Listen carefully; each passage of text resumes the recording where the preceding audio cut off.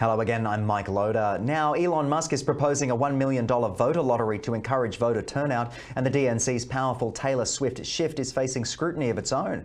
With the US election right around the corner, it's now or never for those undecided voters. Joining us now is Dr. Karen Sutherland from the University of the Sunshine Coast to tell us more. Good to see you. Let's start off with Elon Musk and his $1 million voter lottery. Is it legal? That's the thing. The experts in law in the US are a bit unsure about that at the moment because as Musk is very good at doing, he's almost dancing on the line between, yes, it being legal and illegal. However, what they're saying is that maybe he's not positioning it as a direct payment for registration, which is against the law. He's couching it more like a petition. So who knows? That seems to be the ongoing discussion.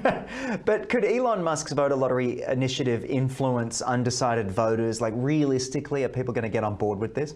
It's hard to say. Really, if you are struggling financially and there's a chance that you could win $1 million, maybe just by going and registering. So it doesn't even mean that people have to vote. They're just registering to vote, and they're not saying who they're voting for. So if it is as simple as that, then maybe, and then maybe because his affiliation is so strong with Trump, they might be very grateful, and it may influence in that way. So it's really hard to say. Interesting. Do we anticipate the lottery being implemented in the future elections? I wonder if this will be an ongoing trump card, so to speak. Yeah, pardon the pun, but I think it depends on who wins, I think. We'll see, and who's got the money to actually put behind it. Yeah, that'll be who's going to pay for it. But next up, tell us about the recent DNC and the Taylor Swift campaign. Give us a quick overview of what this looks like. I'm a bit of a Swiftie, so I haven't heard of this, though. The Democrats have developed a campaign trying to leveraging Taylor Swift's star power. And because, if you remember, a few weeks ago, Taylor publicly endorsed Kamala Harris for president.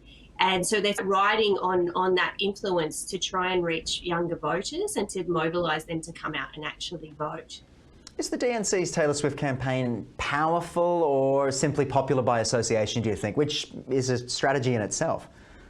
Well, looking at the commentary around it, what some of the commentators are actually saying, they're saying that while, and basic communication skills really, so while the communication channels are strong and relevant, the message has to be even stronger. And really what needs to happen is the message has to be around policy that affects that particular target audience. And it has to be delivered in a way that's going to really connect and resonate with that target audience. And so at the moment, while the channels and the delivery is okay and relevant, the actual message itself is said to need a little bit more work.